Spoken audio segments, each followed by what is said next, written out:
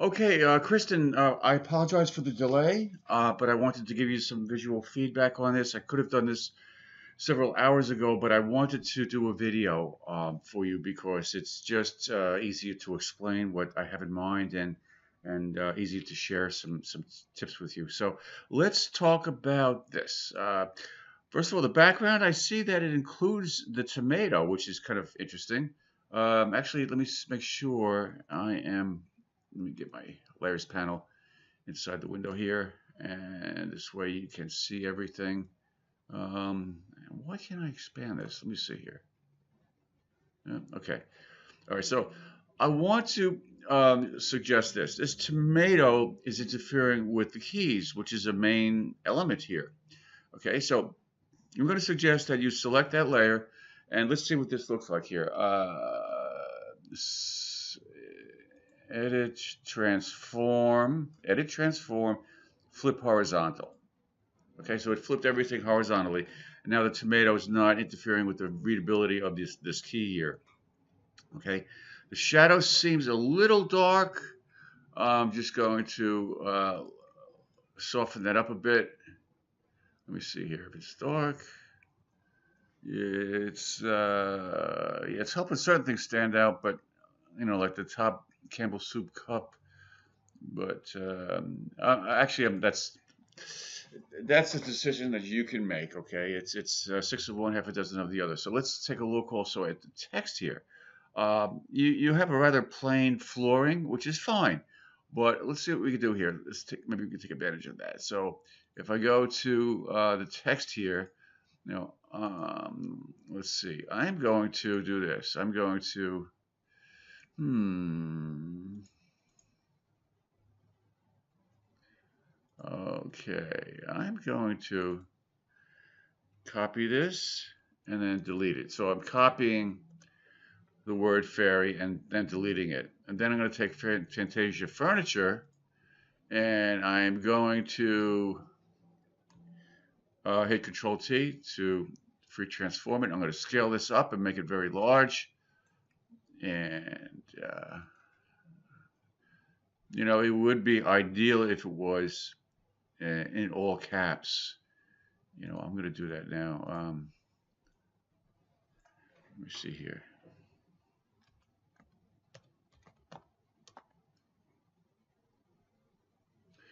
Fantasia, and then I'll put on another line. Furniture. I don't know if this is working. I'm kind of winging it here.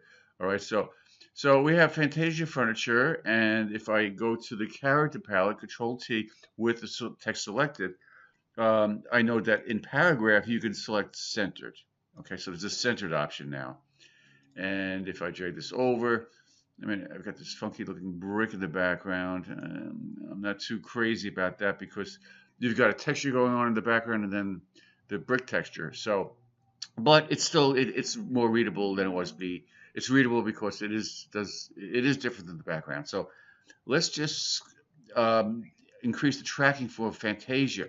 Okay, now tracking has to do with the spacing between the characters, individual characters, and it's found in the character panel right here. Okay, so it's selected. Notice how I'm opening up.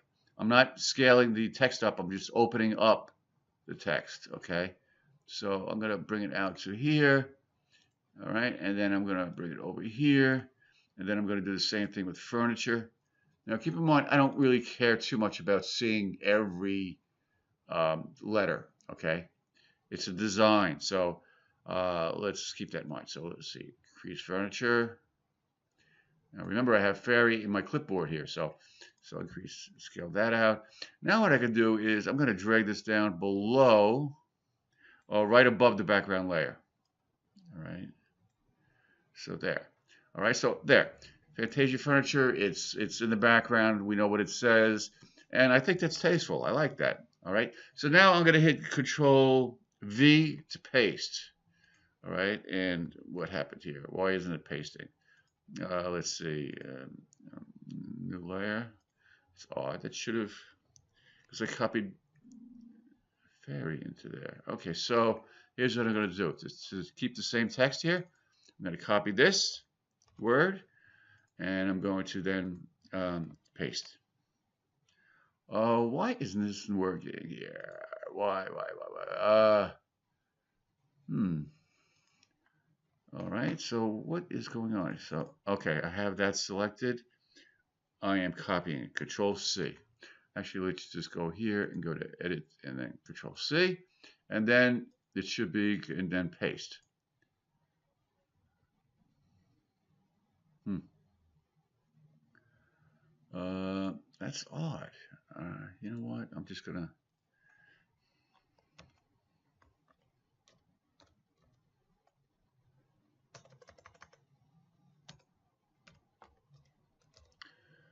Uh,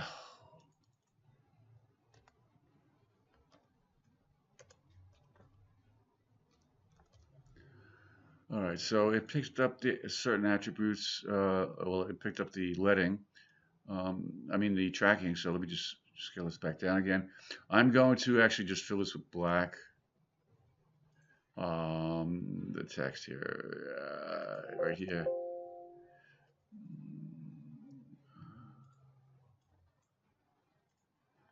Um, that'll be right here.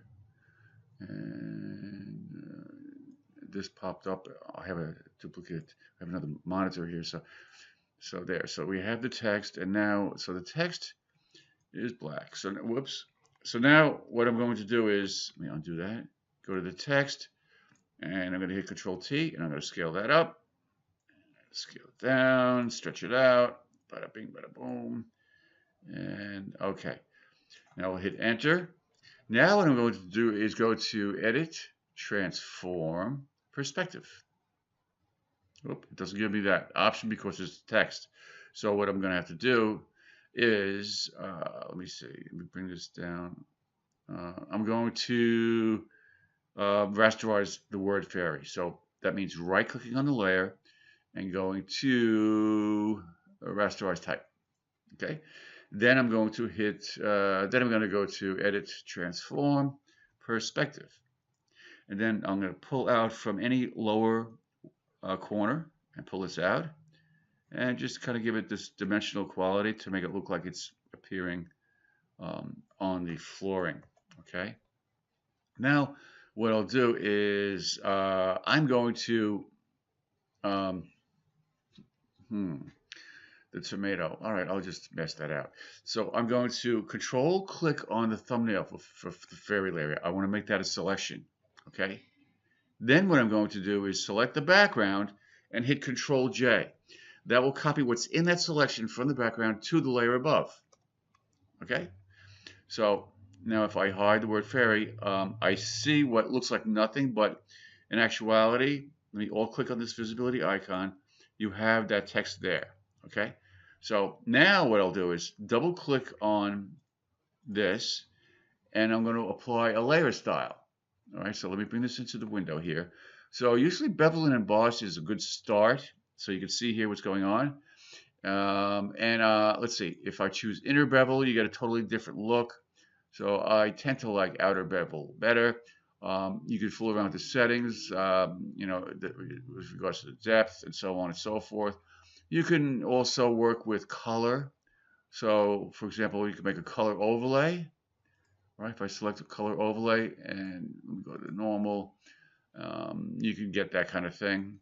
You can choose any color you want by clicking here, and you can see the preview. So I'll just click OK to that blue or purple, whatever you want to call it, because it doesn't matter. I'm just showing you a technique. All right. So now what we want to do is make it appear as if it's going underneath this tomato. So what I have to do now is, let me see, right click and apply. Let me see here. I need to rasterize this layer, right? Rasterize the layer style. So that now what I'll do is go to my elliptical marquee tool because that will better serve me to put a selection around the tomato. Okay. And now I'll apply a layer mask. Okay. So actually the opposite happens. So now what I'll do is I'll reverse this. All right. So, I apologize for the confusion here. This may sound a little complicated. Let me undo that first. All right. So if I make white my foreground color, all right, that may, be better for seeing this. No.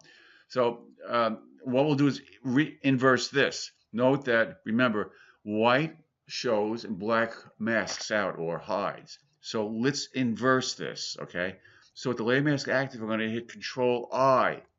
That will inverse that selection and do what we want. All right. So, okay. So I'm showing you that. Now I want to show you one other thing here. I know I'm spending a lot of time on this. So let's go to this Campbell soup cup. All right. So this is more information than anything. Of course, I think you'd like this idea. So I'm going to put, let me zoom in first again. All right. And I'm going to put elliptical marquee around this eye here. All right, I'm making sure that I'm including all the black in the eye, but not going onto the cheek. Then I'm going to hold down the Shift key to add to the selection and clicking and dragging. And I want to get the eyeball in there, so I have to reposition this. So it's a bit of a finger dance here. So with my Shift key still held down and my cursor held down, I'm going to now hit the space bar so I can reposition that. Okay, we did cover it in one of the lessons. All right. I think right there. Okay, that was a little tricky. All right, so now what I'm going to do is hit Control J as long as the image part of this layer is active. So Control J. That will copy what's in that selection to the layer above. So I have, let me alt click this visibility icon. See, that's what I have. So now what I'll do is hide that, go to this original layer. All right, I'm going to select, keep the image selected. I'm going to now, stay with me here, Control click on the thumbnail of the layer above, those eyes. All right, that puts a selection around all opaque pixels on a layer. So now, down below with this layer 3 active, the image part selected, I'm going to go to Shift F5. That is the fill shortcut. And by default, it says content aware. I want to fill with the content aware. So what that does is Photoshop takes into consideration the pixels around this selection. Okay, so it should fill them in with this eyeball texture, the white eyeball. So there you go. Okay, so it did a really good job. So now I'm going to go to Show Layer 19. So I see the eyes. Select that layer, go to my Move tool, and use my arrow keys to move the eyes up or to the right. Okay?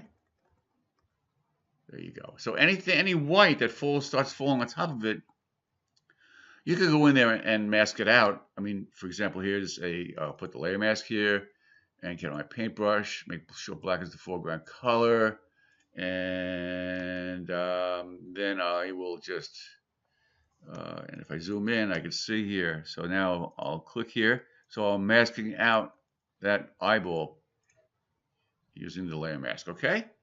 All right. So I'll stop here. I've gone on very, very long. All right. All right. Hope that helped. Okay. Bye. Oh, wait. One more thing. Don't forget, you have to. Oh, I see you have. Well, you don't have anything selected in here. Well, or do you? No. You have to have a selection. So I'm going to give you instructions on how to do that. You have to have one adjustment layer that is a clipping mask and a saved selection that is saved as a channel. Okay. I'm going to give you instructions on how to do that. Okay.